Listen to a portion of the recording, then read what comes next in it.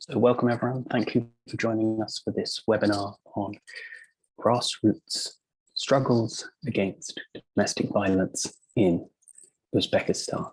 My name is Edward Lemon. I'm president of the Oxus Society for Central Asian Affairs, and we are delighted to be hosting today's event and drawing attention to this important event important issue in Uzbekistan. We have three very qualified panelists today who are going to take us through their research and their activism on this issue. So I will introduce all three, and then we will launch into their presentations. They're going to switch between each other and have a back and forth. If anyone, если у нас есть участников, которые только по-русски понимают или по-узбекски, мы можем переводить после презентации. Просто пишите на чат, если вы только по-русски понимаете. So we can do translation after the presentations, if anyone requires that, from English into Russian. So without further ado, I will hand over to our different panelists. So we have three well-qualified people to speak with us today. We have Sara Hassani, who is a PhD candidate and ACLS Mellon Fellow in Politics at the New School for Social Research in New York. Her research focuses on cases of self-immolation amongst women in Persian Belt countries of Iran, Afghanistan, Tajikistan, and Eastern Uzbekistan. We also have Tanzilya Saleemdjan, who's a social worker, educator, and activist. She is a graduate of Columbia University, also in New York, and is currently finishing her PhD in social work at Fordham University. She's originally from Samarkand and worked there to develop the first domestic violence shelter in the 1990s. And finally, we'll be hearing from Irina Matvienko, who's joining us from Tashkent. She's the founder of Nemolchi.uz, a project against domestic violence in Uzbekistan, a group that she created in 2017 to shed light on domestic violence within the country. And she's going to be talking about that project with us today. So without further ado, I'll hand over to Sara.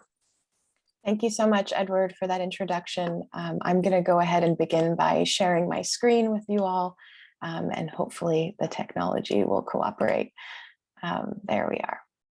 So good morning, everyone, and thank you for joining us today to honor International Women's Day, which will take place tomorrow on March 8th. This morning, we're going to be discussing the ongoing regime of state impunity for gender violence in Uzbekistan, as well as explore some of the prominent yet rather understudied strategies and struggles used by survivors, activists, and civil society to combat their experiences with gender violence in their families and in their communities.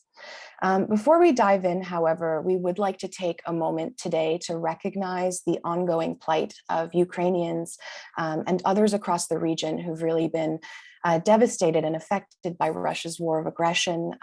And we want to encourage others to really take note of their courage, both in resisting the war and as well as the courage of Russians who are protesting the war in Moscow and other cities.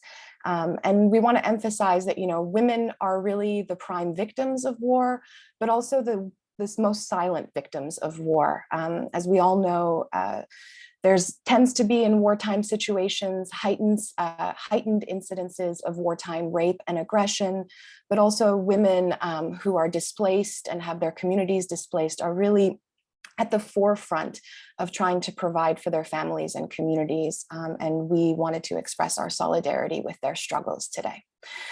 So moving on to the plan of today's talk, we're going to begin by offering a little background on the state of violence against women protections in Uzbekistan, as well as offer a glimpse at 20th century history and the legacy of state impunity for domestic violence. We're then going to spend a little bit of time outlining the methodologies that were used to carry out this research. And throughout the talk, we're going to be leaning on a typology that was first developed by Albert Hirschman in his 1970 book entitled Exit, Voice, and Loyalty. Our discussion is going to focus on 3 strategies of exit and voice in particular, with the first being the embodied form of exit and voice in the act of self-immolation, and the second being the relatively recent strategy of exit in the act of shelter seeking. Last but certainly not least, we have the strategy of voice, and we're very honored to have Irina Matvienko with us today, who will be shedding light on her campaign and initiative, Nemolchi in Uzbek, or Don't Be Silent in English is our translation of it. And she'll be sharing details about both the state's attempts to shut down her online presence, but also how her campaign has moved forward throughout Uzbek society. Beginning with our state of domestic violence laws in Uzbekistan, I'm going to hand things over to my colleague Tanzilya, who can offer us a brief overview. Thank you, Sarah. So I will start as a way to contextualize our talk. We want to highlight 2 main points as a background. First point is that before August 2019, no specific legislation addressed violence against women in Uzbekistan. Women who sought legal recourse for gender violence, both inside and outside the family, had to rely on the sections of the 1992 Constitution of the Republic of Uzbekistan, specifically Article 26, and the Criminal Code, Article 97, 112, about the penal sanctions for torture and crimes committed against life, health, or endangerment, or both. As for women's protection, there's no specific articles on that in Constitution or Criminal Code.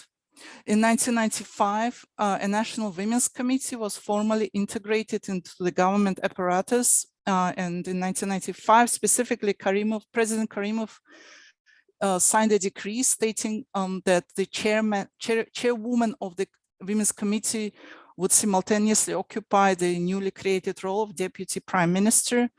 And this committee was charged with the social and professional protection of women during the economic transition period, as well as the promotion of women's entrepreneurship and the maintenance of women's reproductive rights and health.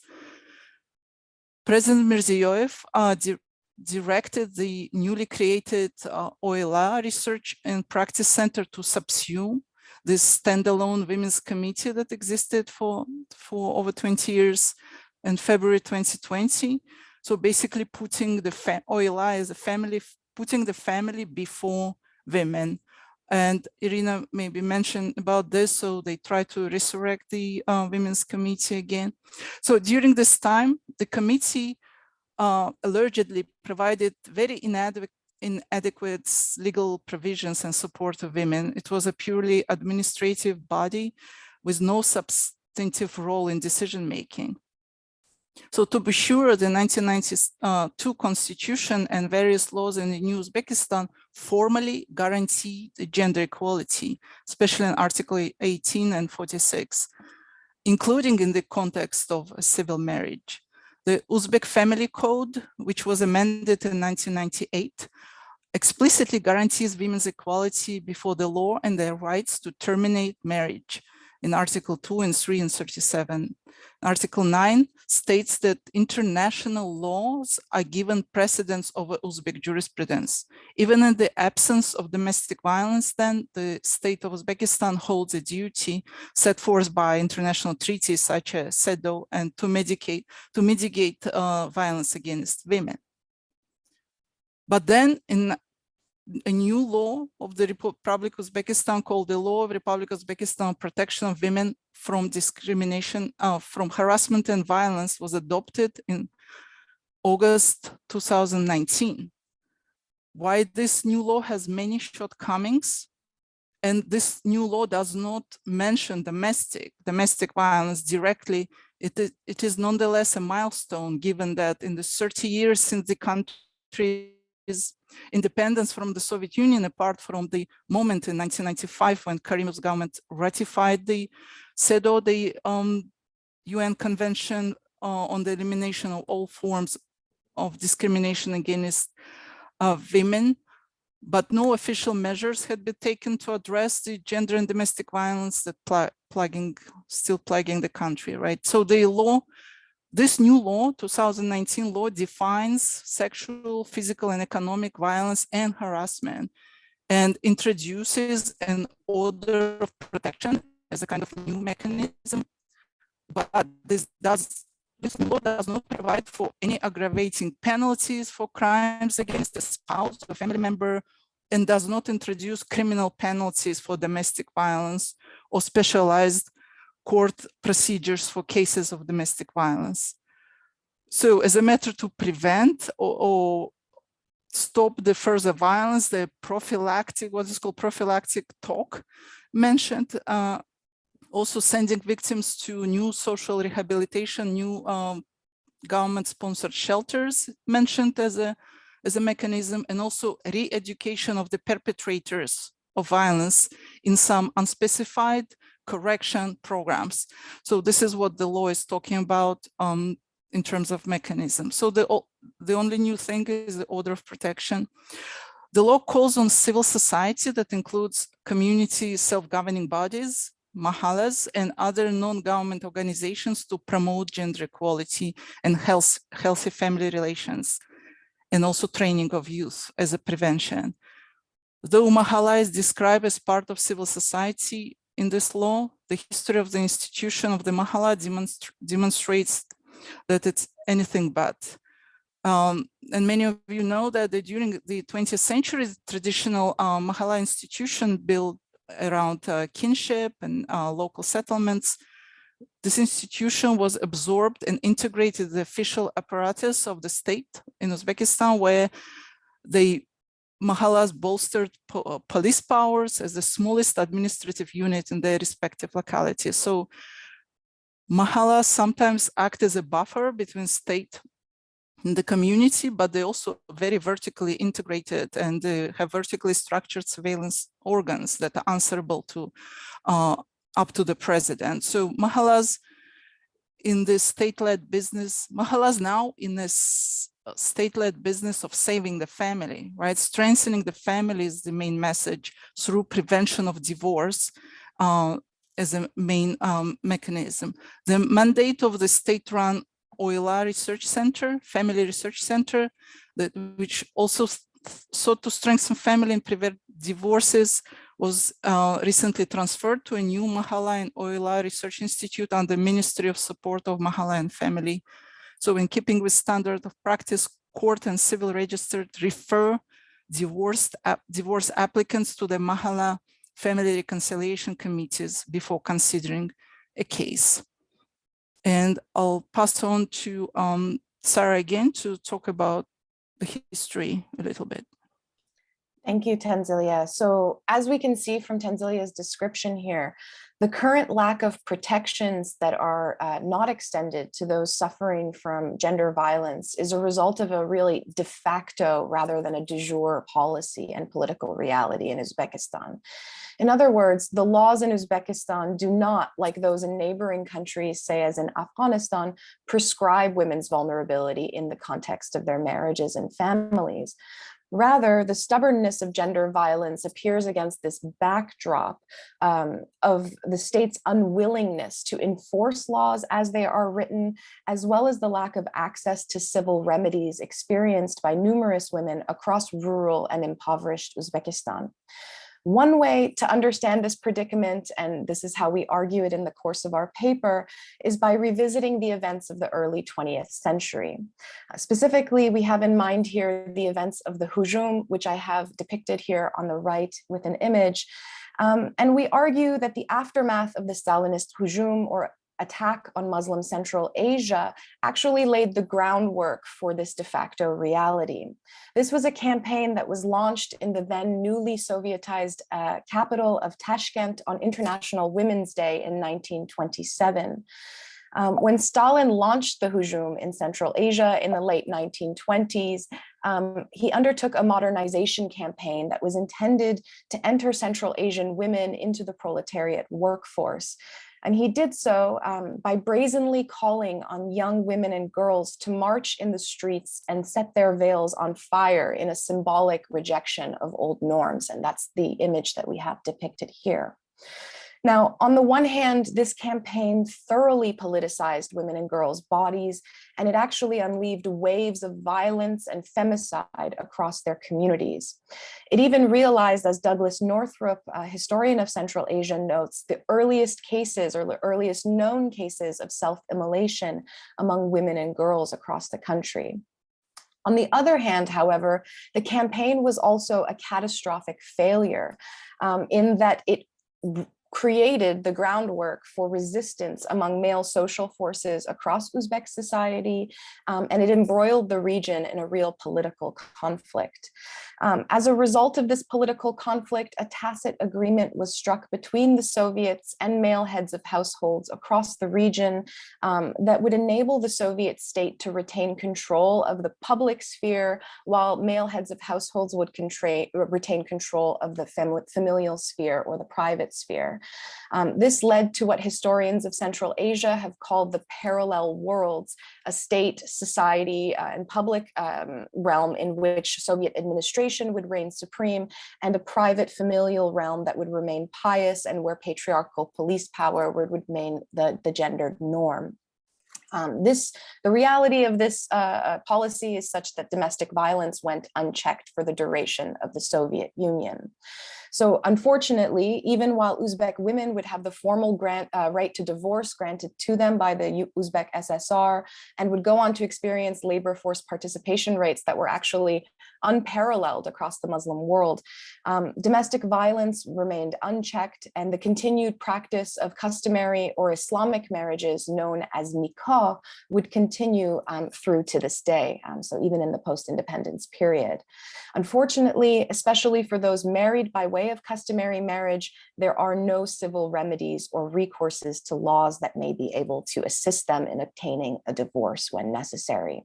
And as Tanzilya stated, as of 2022, there remain no specific rape or domestic violence laws in the country. Worse yet, within the now increasingly common and gendered practice of nikah, men are granted the unilateral right to divorce their wives effectively on the spot, whereas women may only seek a divorce in a very limited handful of circumstances by way of appealing to the relevant authorities, and these are usually members on the mediation committees of their local mahalla. So in grappling with these realities, our research draws primarily on participatory observations from field visits to the first non-governmental rehabilitation shelter for women in Samarkand, Uzbekistan, both in early 2000s and again in the spring of 2019. And we also draw on semi-structured interviews with survivors and volunteers at the shelter that were conducted by myself and the assistance of a translator in the spring of 2019. Finally, we engaged in repeat and prolonged correspondence with the organizers and volunteers of the shelter, as well as with the organizers and volunteers involved with the Nimolchi campaign, who we will be able to discuss shortly. We're very honored to have Irina Matvienko with us today, and we're excited to hear her perspective. The first strategy we'd like to discuss today is an immensely injurious and self-inflicted form of violence that doubles as both exit and voice, as disaffection and protest. And this is the tragic yet powerful act of self-immolation. In the Middle East and Central Asia, where this modality of struggle is most prevalent today, threats thereof and the act of self-immolation itself is most commonly undertaken by poor women and girls in their reproductive years of age and in their earliest years of marriage, as a means often of resisting, forestalling, escaping, and decrying their gendered experiences of violent subordination in the family. My own interviews with survivors of self-immolation at the Samarkand-based shelter further confirmed this gendered reality.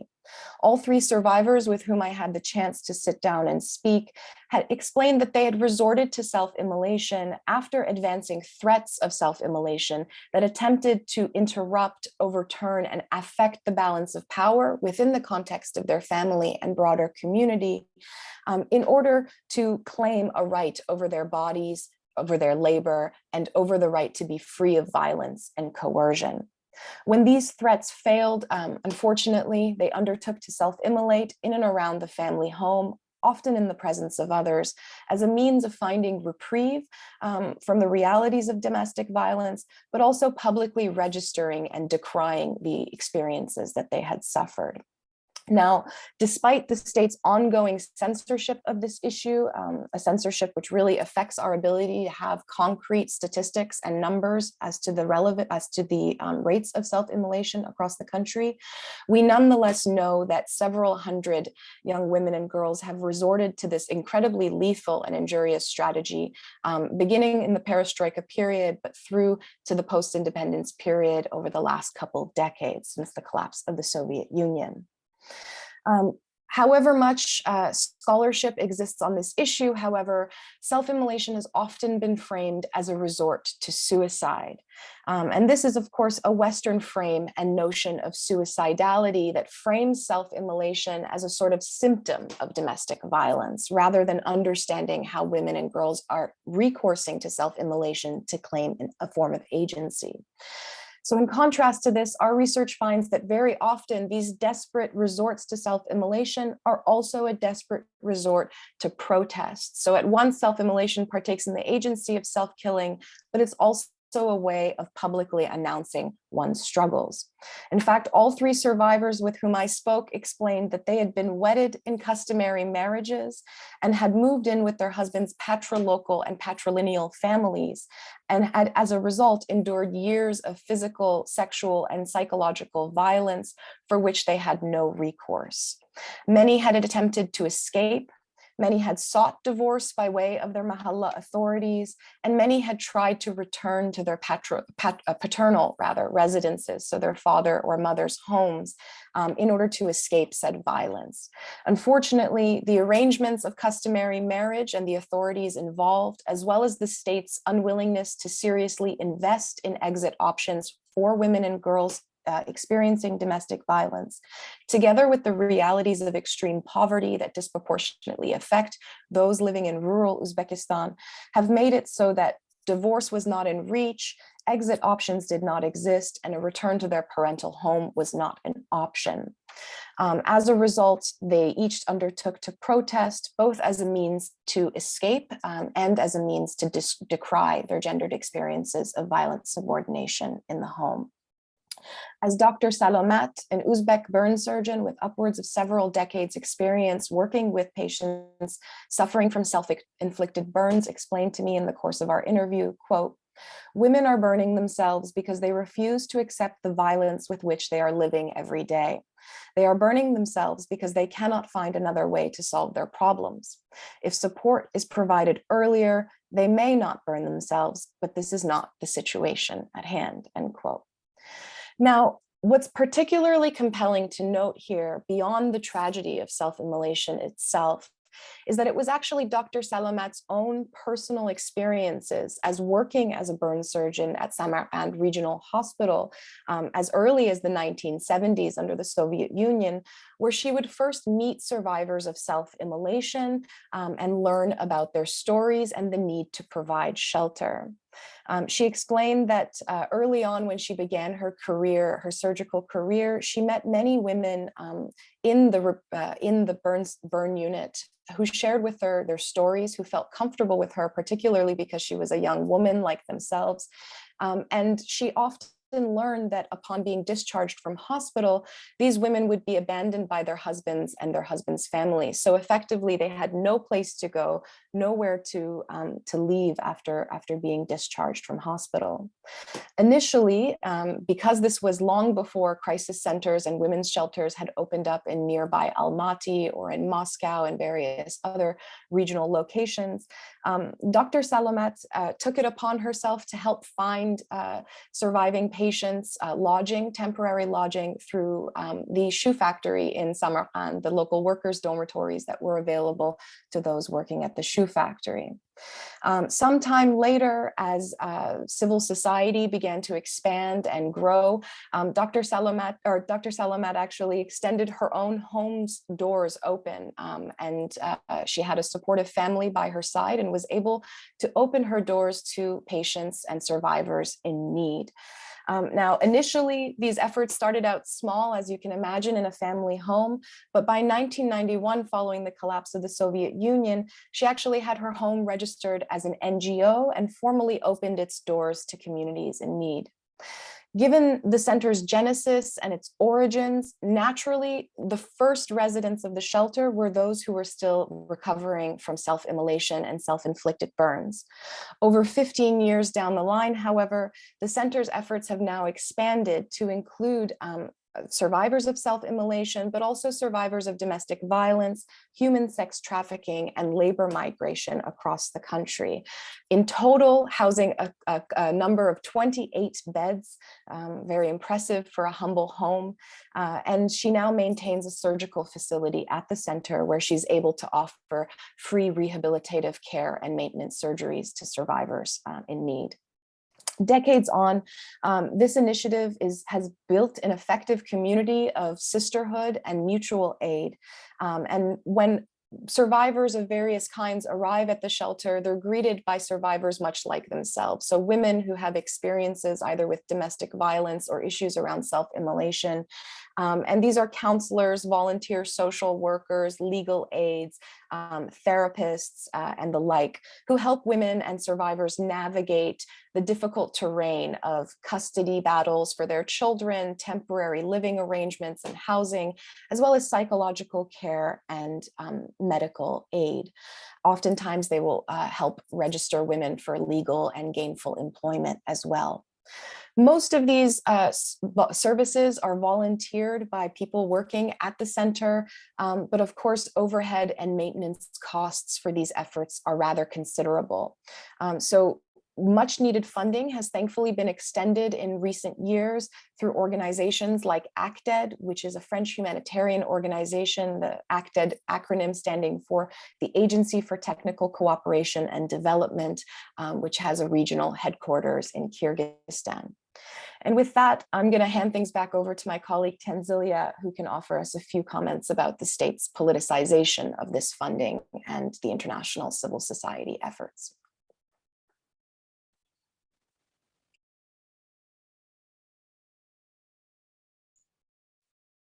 To continue a little bit on this history, recent history after the dissolution of the Soviet Union, international funders flooded Uzbekistan and Russia and the whole Central Asia. So with time, this funding bonanza was reined in by the solidifying regime in Uzbekistan in the early 2000s. Right after the color revolutions, the government of Uzbekistan effectively banned all international humanitarian funding and forced most NGOs to close and leave, by this choking the local grassroots groups as well.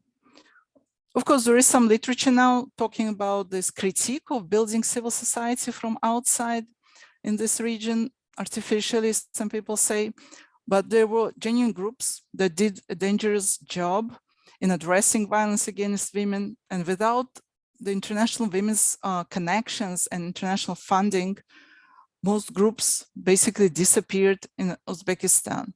After President Karimov's death, the new president, the current president Mirziyoyev, has been trying to liberate international cooperation, and he also allowed international funding again, resurrecting some of the surviving groups.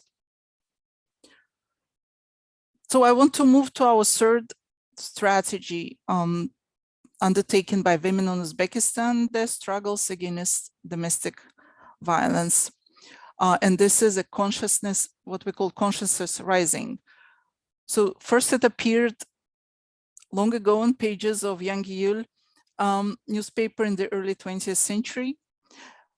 So in the post-independence period, and most specifically since 2017, the consciousness rising has re-emerged, interestingly, as a mediated and collective strategies of voice, this time in digital form.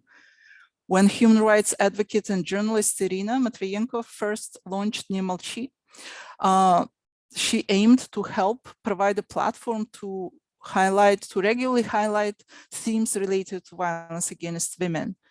Nemalchi website provides an anonymous and digital counter public in which Uzbek women and men can convene to share their experiences with domestic violence and violence. Leaning on Nancy Fraser's seminal conception of subaltern counter publics, counter public is made of discourse that in other contexts would be regarded as hostility. It's a discourse on taboo topics that addressed to indefinite strangers. Counterpublics also knowingly occupy a subordinate status and address themselves to this unknown kind of open audience. The description perfectly characterizes the Nemalchi platform, whose plenty anonymous users address one another in community and broader internet to discuss subjects that remain deeply taboo in Uzbek society. And with that, I want to give floor to Irina, who will speak directly about her project and the situation with violence in Uzbekistan and comment on our previous remarks. Irina. Thank you, Tanzilya. Thanks, Sara, for such deep analysis of situation regarding domestic violence and human rights in Uzbekistan. My project is Nemalchi.uz. In English, it will be Don't Be Silent. I launched this project in July 2017. After the death of Islam Karimov in 2016, a lot of reforms started in the Uzbekistan, but the topic of violence against women remained taboo. Periodically, the media covered terrible cases of violence against women, but people discussed it 2-3 days and then forgot about it. I personally believe in the principle, evil is known, evil is named, evil has no power.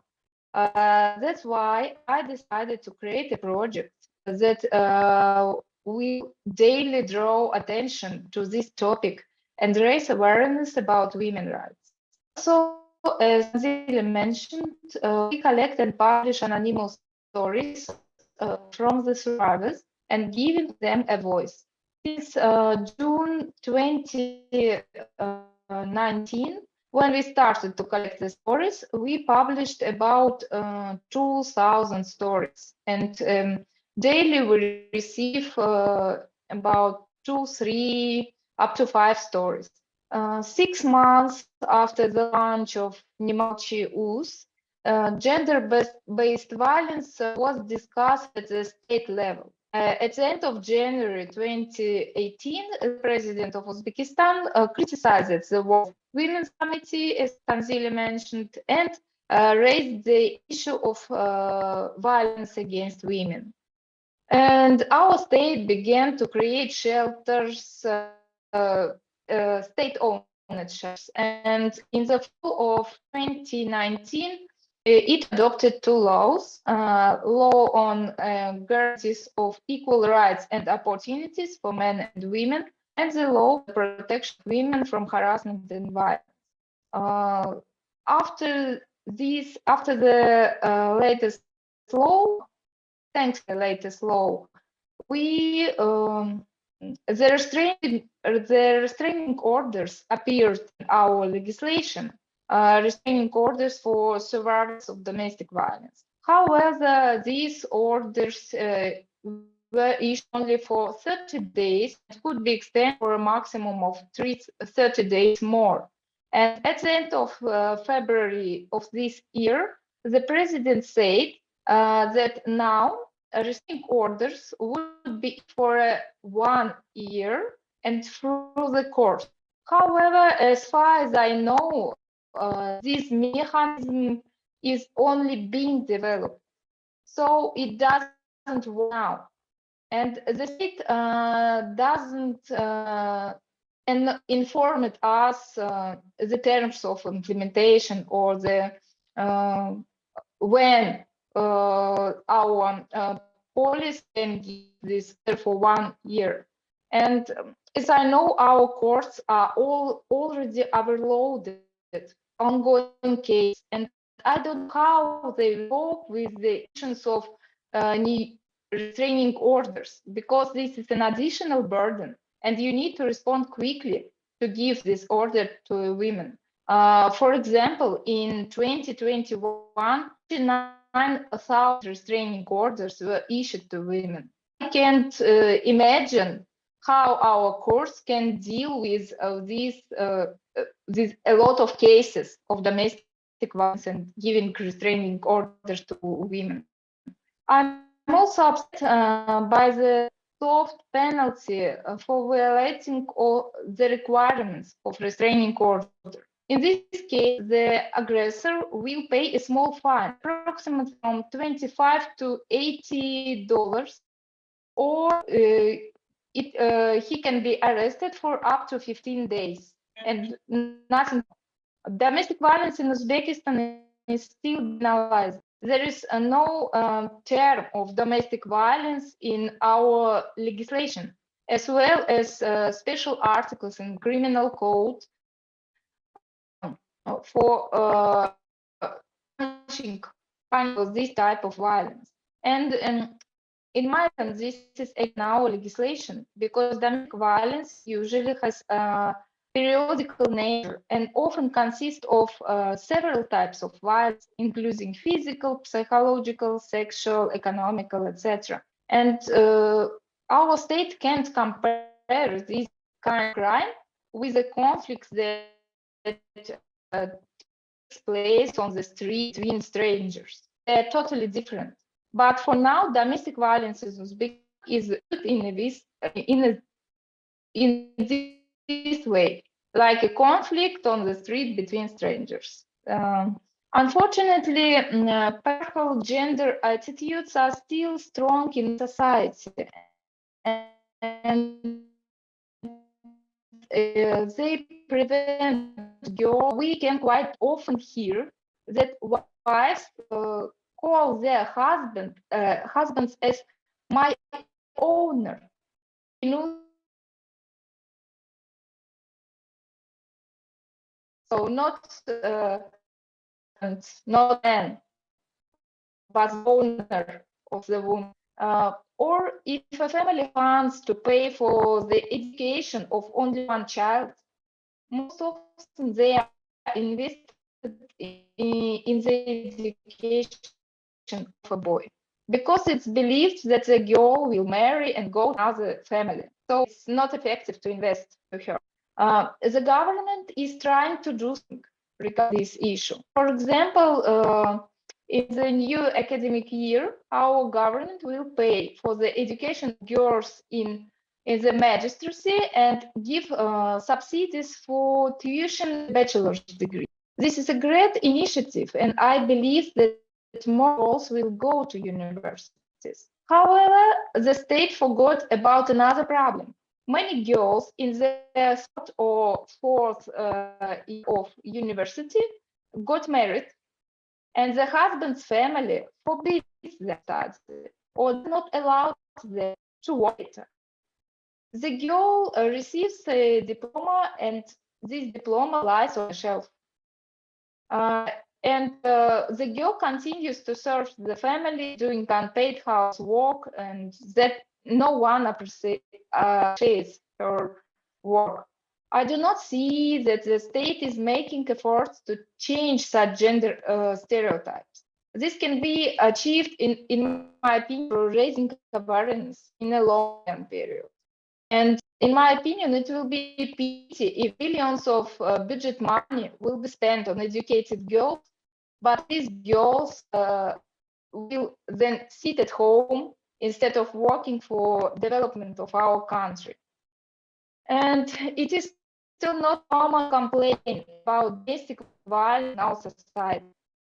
That people can blame women for doing it. The idea of patience of Uzbek women is being promoted even at the highest level. And women live with this idea in mind. If they start talking about violence publicly, they can be accused in destroying the family, provoking the husband, being unable to save the family. The society will blame her for raising this problem. Our project tries to fight to change such stereotypes. We focus on the perpetrator, on the aggressor, on the survivor. For example, if we have a photo of the aggressor, we can publish it without covering his face.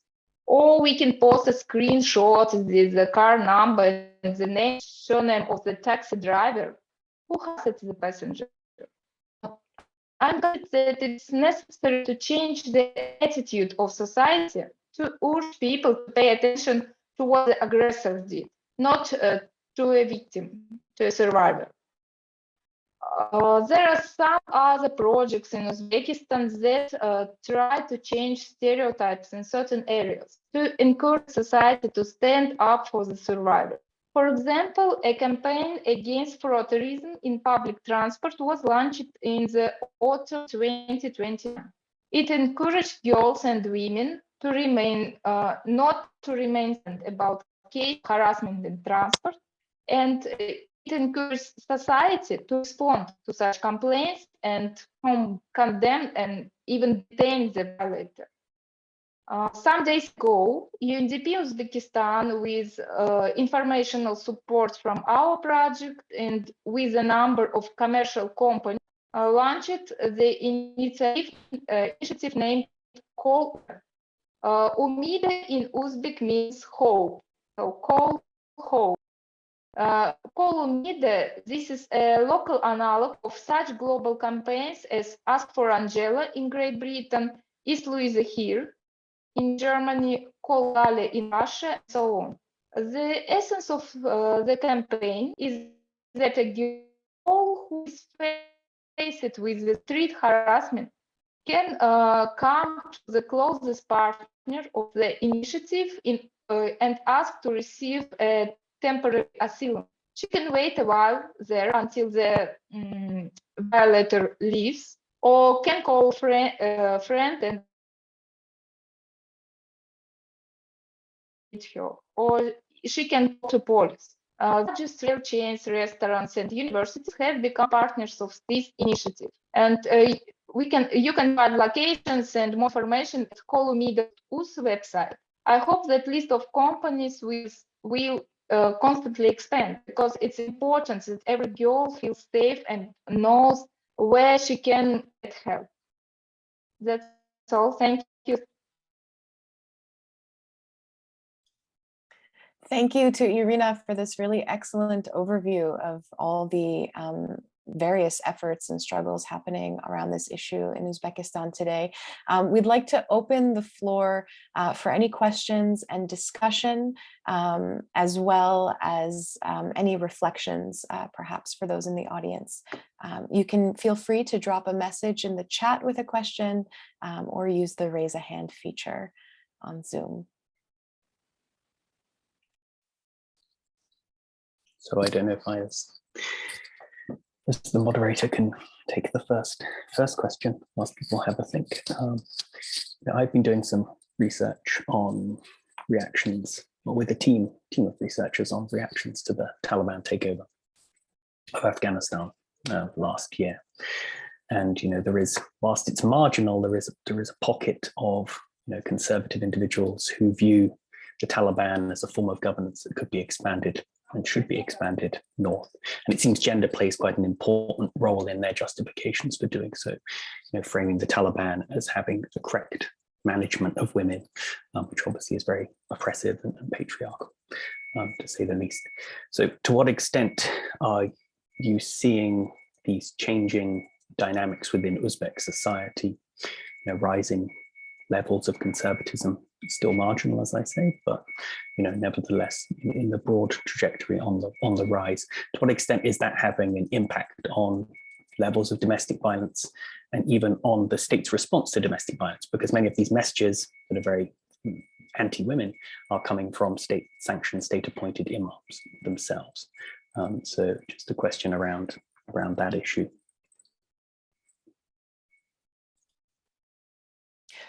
Certainly, I can say that this issue of imperialism and anti-imperialism couching women in the middle as sort of the live shields, and I'm borrowing a term by Sharipova and other scholars of gender across the region when I use that term, is an ongoing issue, and certainly one that I imagine has been affecting Uzbek society. I will let Irina and Tanzilya speak to this in particular, if either of you wish to go ahead.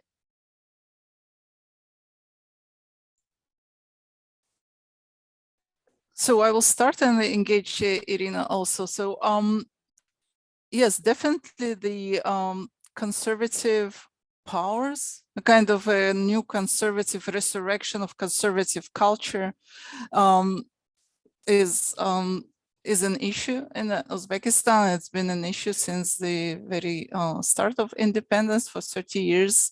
I remember in early ages, so there were a lot of funding not only from Western nations, but there is a lot of funding from the Arab countries, right? They're coming and trying to resurrect Islam and to help mosques and other the government remains secular, like militantly secular, trying to suppress any religious expression, including any radical Muslim trends. And I'll let Irina speak a little bit what's going on in Uzbekistan right now. I haven't visited Uzbekistan for over 8 years. So. Thank you. What I see in Uzbekistan now, we have, in my opinion, there is a trend of radicalization. And of course, we are afraid of this trend, tendency. A lot of it's okay when people just get in Islam, for example, Islamic norms, but some conservative people try to promote radical vision. Islam, this Islam is not, I think it's not safe for women, and it's not about women's rights as Quran promote usually. So, I don't know how to deal with it, because we see a lot of aggressive people in our social networks. I don't see them on our street, but in social networks there's a really colors, and sometimes they are organizing campaigns of blaming some women rights defenders, for example, and especially if these women rights defenders speak Uzbek, not Russian. I personally speak Russian, so usually they don't touch me. But other women rights defenders, women rights defenders, feminist activists, they are they just face it with these campaigns, and it's for me very very controversial issue, because they from one side women try to promote women's rights, but when someone harasses, usually they receive few support regarding these perpetrators. I don't know any public cases when our state protected these women's rights defenders. Even I know one case when our lawyer, Fuza Kurolova, gave an interview and our bloggers, other bloggers, they just cut pieces of this interview and organized a blaming campaign against her. She wrote a claim to our police, and they did nothing. Despite she was a lawyer and she know how to write claims, how to promote her rights. and the state did protect her. And in my opinion, this is just a sign that they promote something by words, but they do nothing in reality. Wonderful, thank you for that answer. We have a two-part question in the chat. The first is what the international community can do to support projects that protect women. What have been some of the interventions that you think are necessary that have been missing? And the second part is there a correlation between domestic violence against women and child abuse, violence against minors? So I don't know who wants to take that on first. I'll just briefly say, I think the international community is really integral here, building lines of trans networks across the international community so that we can build solidarity with grassroots efforts on the ground is central to civil society's efforts to be able to provide these sorts of shelters and exit options for women dealing with domestic violence in the short term, but also more long term to pressure the Uzbek state to take seriously the laws concerning violence against women and to legislate perhaps new laws on domestic violence. Of course, I don't want to advocate for simply the criminalization of domestic violence. We know that that is often a problematic solution, but to provide more resources to communities on the ground who the state is often engaged in repressing the efforts of rather than supporting their efforts to build these sorts of communities. I think maybe Irina can speak to the state's censorship of her own efforts and the role that international community has played in shielding this activism. Mm-hmm. Well, I think that international community can provide our shelters, non-government shelters, because I know the situation is in these real shelters, and they always need money. And international community can push up the international organization to provide more grants, or not only small grants, to our to these shelters, such as shelter in Samarkand or shelter in Bukhara, and because they do real work to help women, to help survivors from domestic violence. And if they if they had more money, I think they could do much more than now. That's my opinion. Also, we can build more solidarity with International Women's Network. Now, Uzbekistan opened up a little bit more. I think there is an opportunity for all of us abroad to engage more with Irina and many other networks that doing this important work. I mean, because English is not like well-spoken language in the region. I think that's a kind of an obstacle, and that's why the region gets ignored. Especially Uzbekistan has been closed for so many years that the links broken. I mean, we have to restore the links and bring Uzbekistani women networks back to international arena, so we have can give voice to local women and also do more research and bring all this data stories and campaigns to the world attention and to women's network attention. As for child abuse, I think Irina, on your platform, you highlighted many stories of child abuse related to violence, to gender violence, right? So, I mean, these two issues are very interconnected, and children are not protected as well. Irina, you have any thoughts on connection between violence and child abuse? Yes, of course, because in my opinion, the level of domestic violence, it lead to a high level of child abuse. And because the children, of course, they are abused not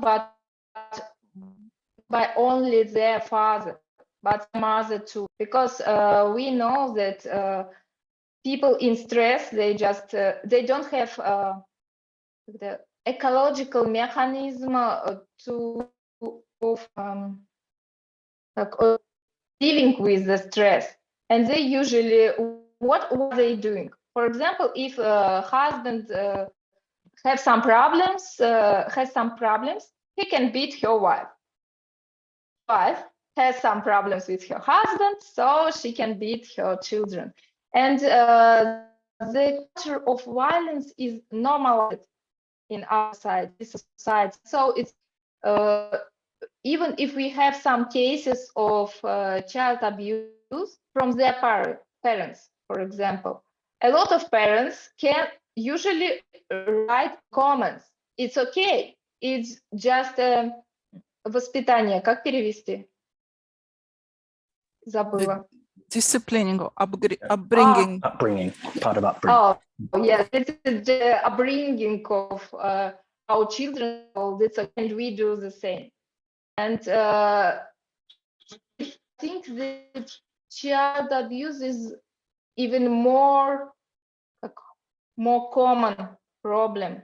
And this is a hidden problem of our society. And if we speak about violence against women publicly now, we don't raise this issue of child abuse, except sexual abuse. Absolutely. And I'd like to add to Irina's comments here, the reality is that domestic violence also doesn't just extend to the husband and wife relationship, right? It extends to the larger family relationship. And often these sort of patrilineal, patrilocal families will have various hierarchies based off of age. You know, the mother-in-law's role was one that was particularly pronounced in my conversations with survivors.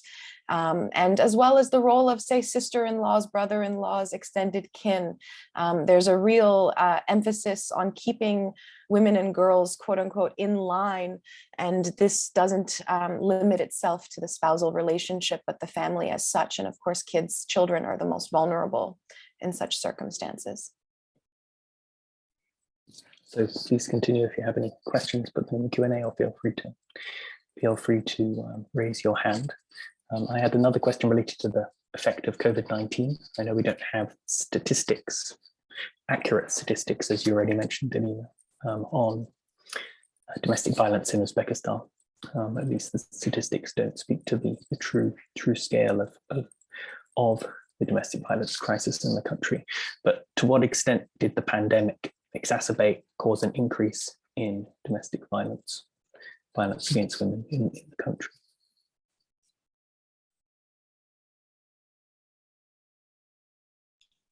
I think perhaps Irina is best located to answer this question, given that she's currently lived through the pandemic in Uzbekistan. I don't remember the certain numbers of violence against women during pandemic, but in the beginning of pandemic, we had a case when we just discovered that all shelters in our country has been closed.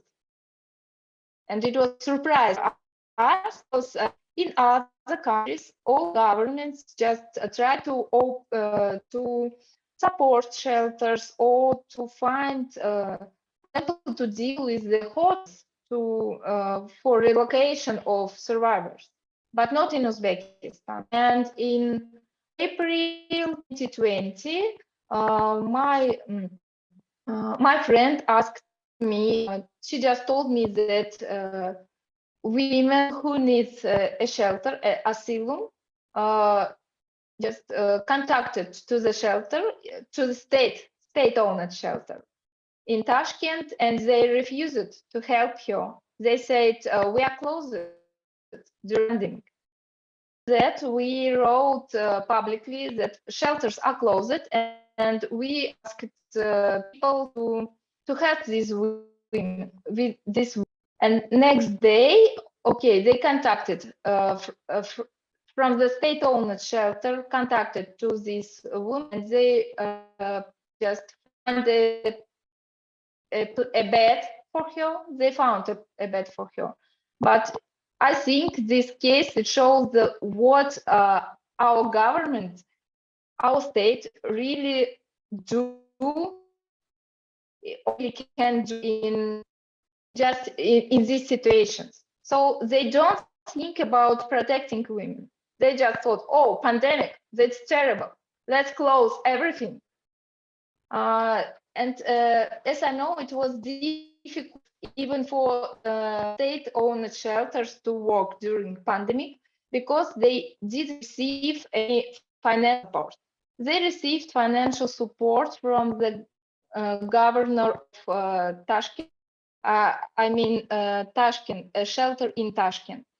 And with the beginning of he just stopped this financing, and they didn't have any support from the government to work.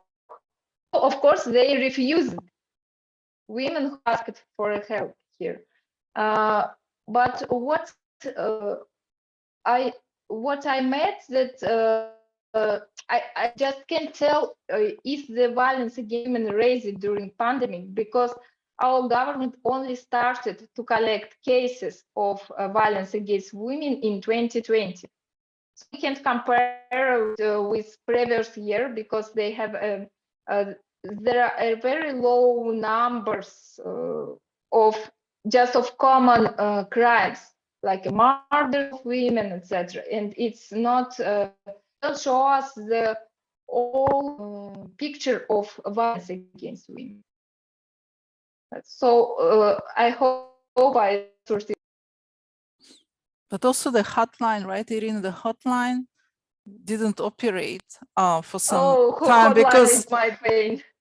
Hotline's supposed to be funded, and they started and then they stopped. So there's huge problems that people, the women cannot reach anyone on the line. Yes, there was several reports of sort of dial tones when women who were seeking to contact the hotline after it was established in 2019 and advertised at the level of the international community as a step that the state of Uzbekistan was taking to address violence against women. Unfortunately, many of those on the ground who were actually trying to make use of the service noted that it was not available to them when they needed to reach it. Thank you. So please continue if you have any questions. Put them in the Q&A box or raise your hand. I had another question on the use of Hirschman, exit, voice, and loyalty. Obviously, you focus on exit and voice, but it seems, as you said in your remarks, that loyalty, if that's the right way to frame it, but certainly silence or not speaking publicly is the norm. Where most women, if they're experiencing violence, don't have the ability to exit or voice and publicly voice their cases. So did your research touch upon that maybe broader population? I guess you have something of a selection bias in terms of working within a shelter with ultimately the women there have already made that decision and exited and are voicing their stories. So to what extent, what are the factors that shape the inability of many women to speak out? I'm happy to share the floor here with my co-panelists, but in terms of the research, so our selection of these cases was largely informed by the fact that I was conducting a larger research project trying to understand why so many women and girls across the region were committing self-immolation, and that shaped the sort of communities that we were engaged with and in conversation with.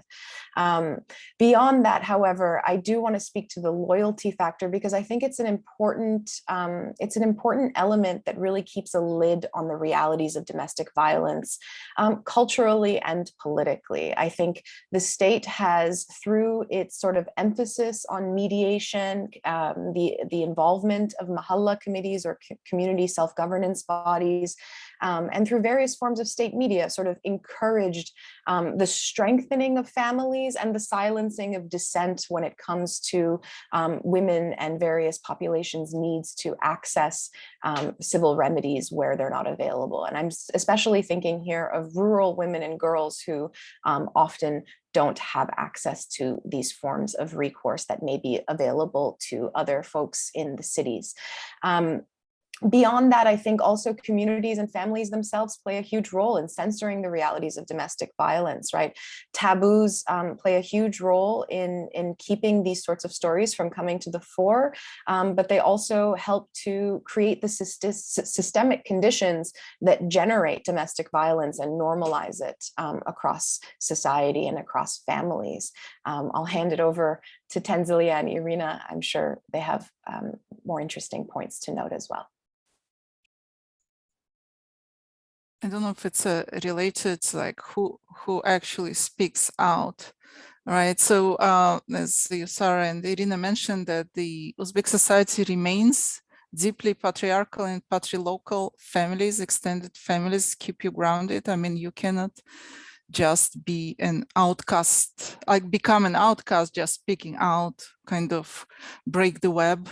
Because for many generations, people live in the same place and the families are really deeply rooted and locally. So it's, and when who speaks out, we speak a little about the privilege of protection, right?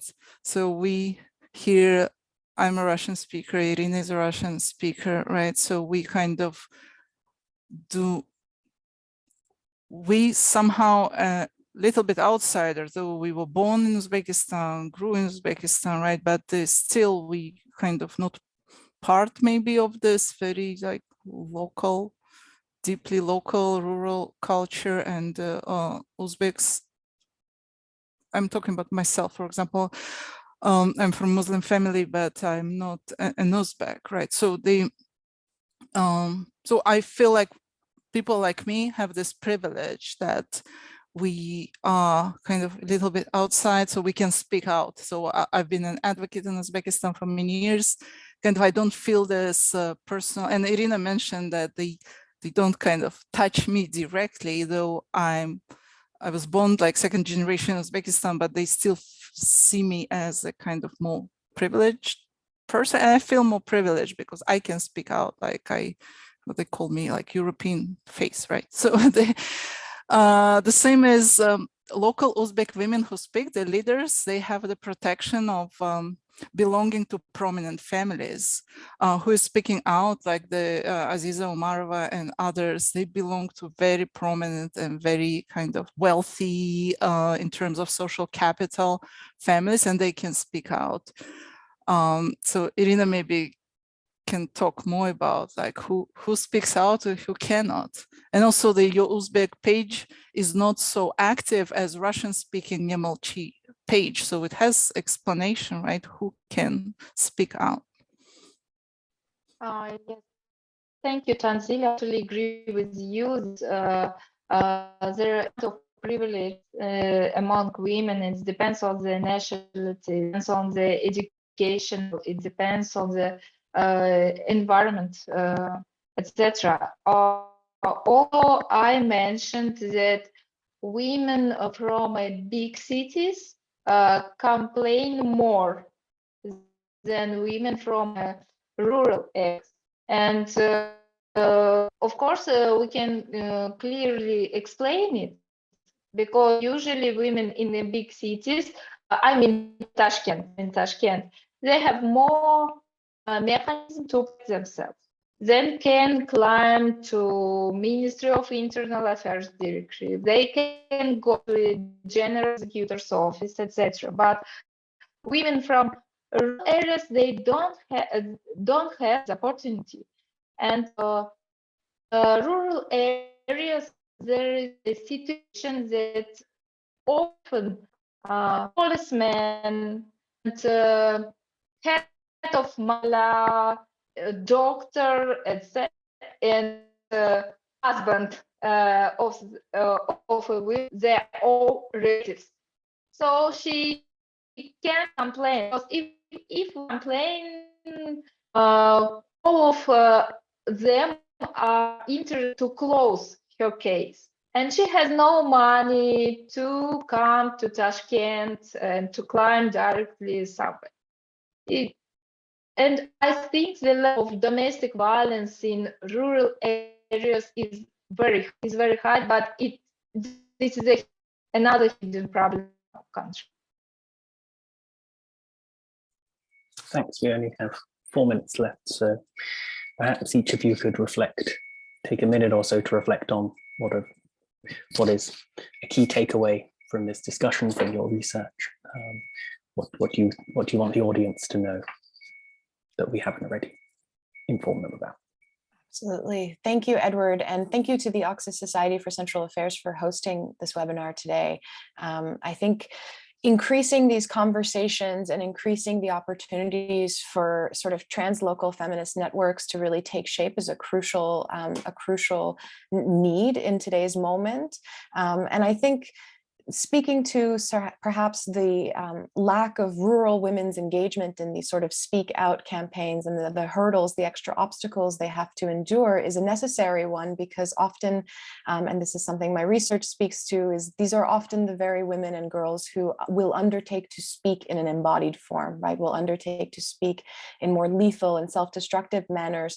And until we can build bridges to enable voice in various forms and enable exit in various means, I unfortunately believe that the issue of self-immolation will continue to be a problem across Uzbek society, and as will various other forms of self-destructive violence. So the urgency is there, the need is there, and I hope we can do our part using our privilege of protection, as Tanzilya mentioned, to build these bridges and amplify their voices and struggles, so that these sorts of issues need to take place less and less. Thank you. I just spoke with Professor Vafayeva yesterday from Samarkand, and her concern that it's so difficult for local researchers to come and speak to international arenas, even to conferences and other, because the language is a huge problem, and then we have our own world, like of research journals and other, that very difficult to break into by local researchers and who do research, like Professor Vafayeva does research with local grassroots organizations, and she interviews a lot of women, and she always like in the middle of there, but to bring her research, it's hard. I mean, from my side, because Sara and I kind of in academia right now, so we can do more together with other feminist researchers to bring local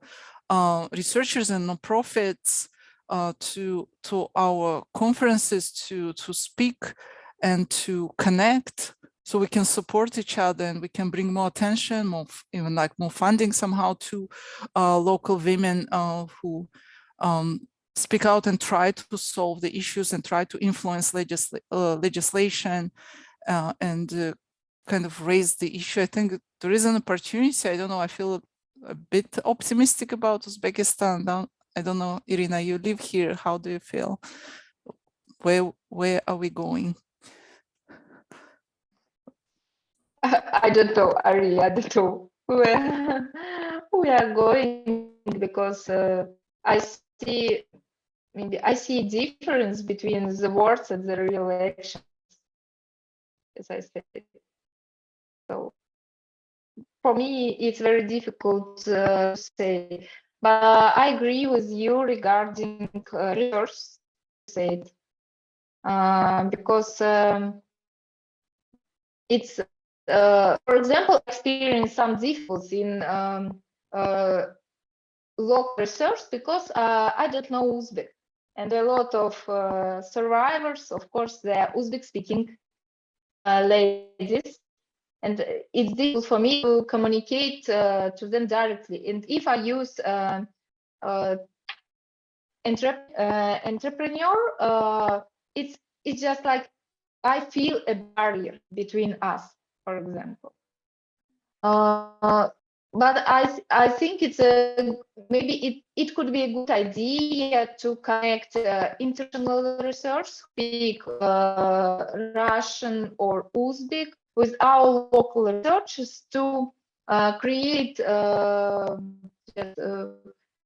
papers, to create research, to attract attention from international society, international community to problems in Uzbekistan. I think we can do more if in this collaboration. And that's certainly been one of the goals of Oxus Society when we initially envisaged this as a platform. So I think we can keep this conversation going. Certainly, maybe have another event where we can have dual Russian and English presentations. I think that's very important. As you say, the language barrier does often prevent the participation of local researchers. So I think this is hopefully the beginning of an ongoing collaboration where we can have more events drawing attention to these important issues, not just in Uzbekistan, but in the broader region. So we're out of time. So I'd like to thank our excellent panelists for taking us through these challenges facing the country, offering some maybe moments of hope as well within what is quite a depressing topic. I'd like to thank all the attendees for joining us today. Please continue to follow our work. Listen to our podcast, Spotlight on Central Asia, follow us on social media, and visit our website where we'll be hopefully publishing more content and articles on these different issues facing the region. So thank you everyone, and see you at a future event. Thank you very much. Thank you. Bye. Thank you. Bye-bye.